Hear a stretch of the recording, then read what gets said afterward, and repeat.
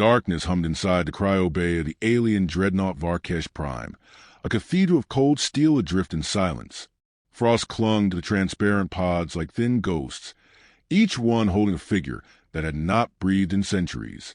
Rows upon rows of slumbering soldiers waited for commands that would never come, their existence reduced to catalog numbers and forgotten wars. Then came the hiss, low, mechanical, and unmistakably wrong. Cryopod A-09 cracked open on its own, a shiver of blue mist spilling across the metallic floor. The command AI registered the anomaly too late. The system flashed red warnings across the console, but the alien overseers had already issued a manual override, mistaking the pod for one of their experimental units. The lock disengaged, and the wrong cryopod opened. A sound rose from within, deep human and alive. Phantom-9 exhaled for the first time in 300 years. He emerged slow, unsteady, his breath turning to vapor against the cold air. His body, once engineered for the war humanity never wanted, was marked by scars that the centuries of frozen slumber hadn't erased. His eyes open, gray, focused, unflinching. The alien commander, a towering creature of violet sinew and metallic implants, stepped closer with cautious curiosity. Identification required. It demanded, its voice clicking through translation static. Phantom-9 did not answer. He didn't remember his name. Not yet. Only flashes. Burning cities, human screams swallowed by mechanical thunder, and his own hand reaching toward a blinding light. Then came nothing. The commander's claw tapped against its wrist module. Unit A-09, respond. It barked again, irritation breaking through. But what stepped forward was not a subordinate. It was a relic of a species that refused to die. Phantom-9's gaze snapped to the alien, every instinct ignited. His voice rasped through the dryness of his throat. "Where am I?" The words startled the crew. None of them expected language, so, human, the commander signaled its guards. Energy rifles hummed to life. "You are aboard Varkesh Prime. You belong to us now." That phrase, "belong to us," cut to the fog in Phantom-9's head like a blade.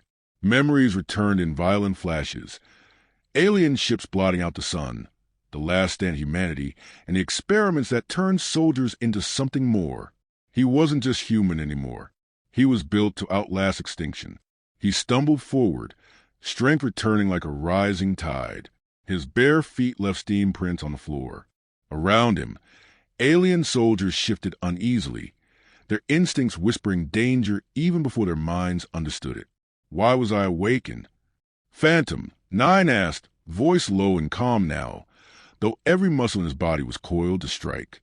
The commander tilted its head, metallic plates flexing. "You are a weapon. You were preserved until we could extract your code. But you are no longer needed.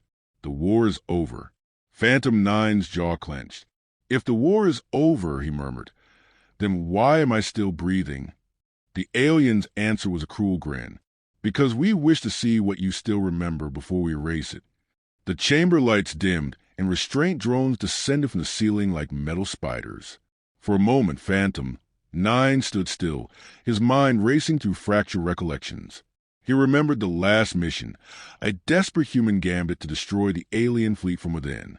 He had volunteered. He was the Phantom Initiative's 9th test subject, designed to infiltrate, adapt, and, if necessary, die unseen. But something had gone wrong. He'd been captured, frozen, forgotten. Until now, the first drone lunged. Reflex took over. In one seamless motion, Phantom-9 moved faster than their optics could register. A flash, a metallic shriek, and the drone shattered against the wall. The others hesitated. The aliens didn't breathe. He had moved like liquid shadow. "Contain him!" the commander roared. Bolts of plasma tore through the room, scorching the walls in brilliant arcs of light. Phantom-9 weaved through them, the hum of energy blades singing past his ears. He wasn't fighting to kill, not yet. He was testing himself, reawakening muscles that remembered more than his mind did. One guard lunged. Phantom caught the weapon mid-strike and turned it against its wielder in a motion so fluid it bordered on beautiful. Silence followed. Only the softest of escaping gas filled the space. The commander stood frozen, disbelief written across its alien features. Phantom-9 stared at the broken cryopod behind him. His reflection wavered in the frost, a ghost of a soldier reborn in the enemy's home. He whispered the words that began to surface from buried memory. Humanity's final sleeper. The commander, trembling but defiant, stepped forward again. You cannot escape. The fleet is vast. You are one against millions.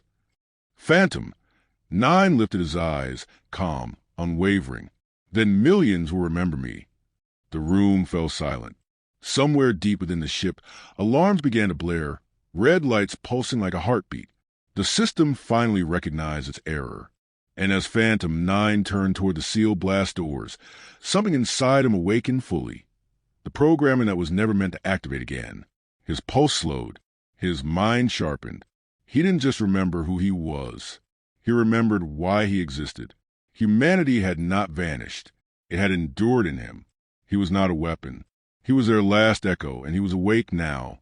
The dreadnought trembled as his first step echoed down the hall, and the alien crew realized, far too late, that they had opened the wrong cryopod.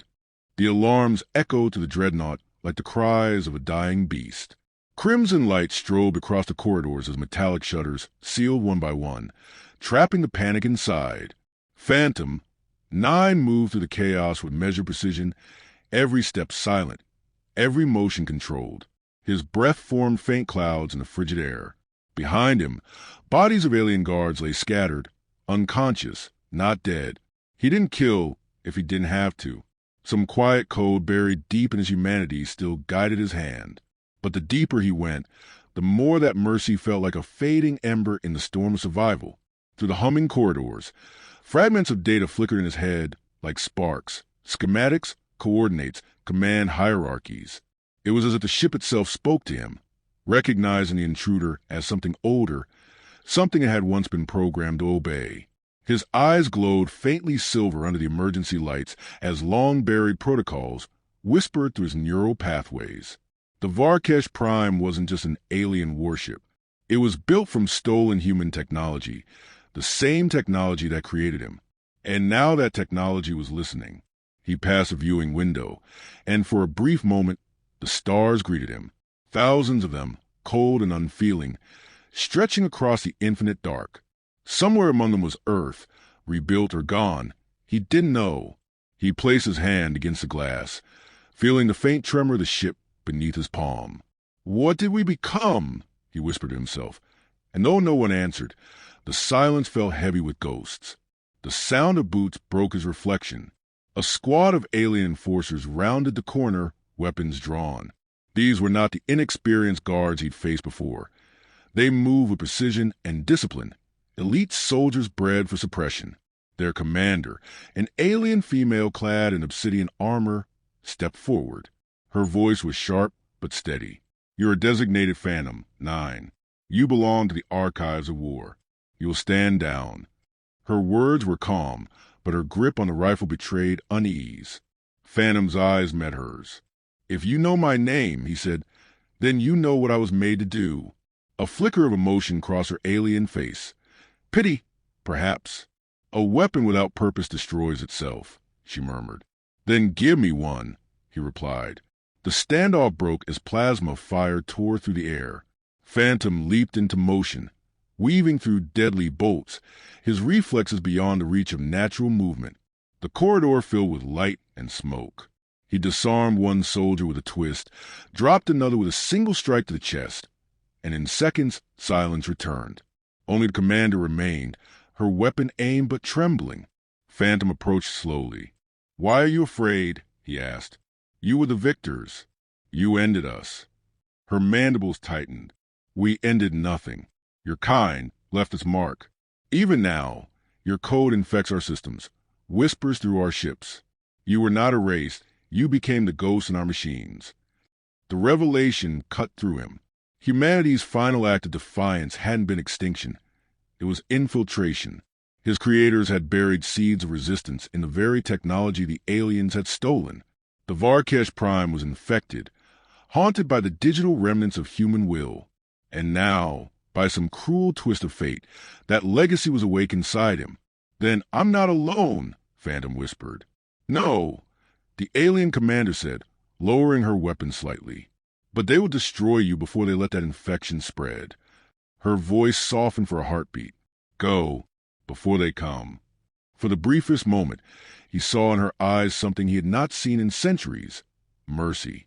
He turned and ran, his body moving through corridors alive with chaos. The alarms had shifted tone. Now they were not just warnings but containment signals. Whole sections of the ship were being sealed off to prevent his escape. The AI's voice thundered overhead in the alien tongue, relentless, mechanical, terrified. The Varkesh Prime was afraid of him. He felt it in every vibration through floor, every pulse of dimming light.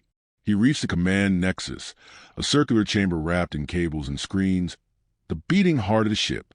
At its center stood a towering interface core, glowing with a swirling lattice of alien and human code intertwined like veins.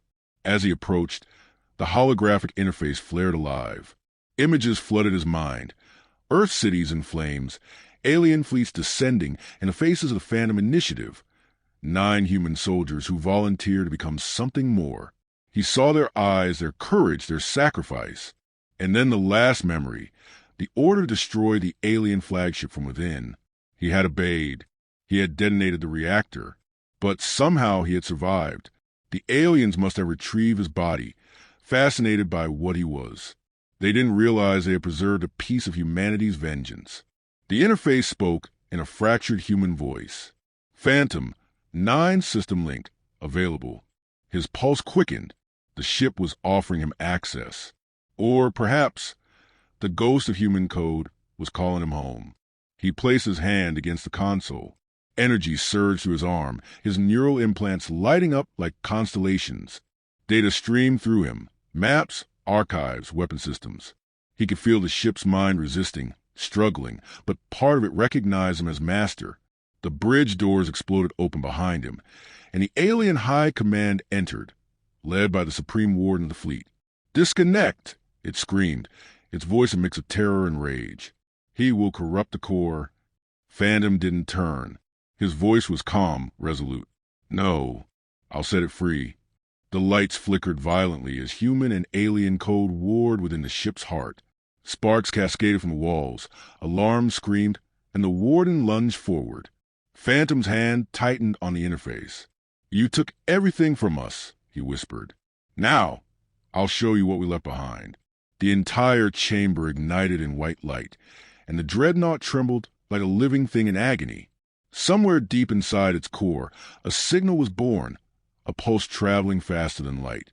Phantom-9's body convulsed under the strain, the circuitry beneath his skin burning with radiance.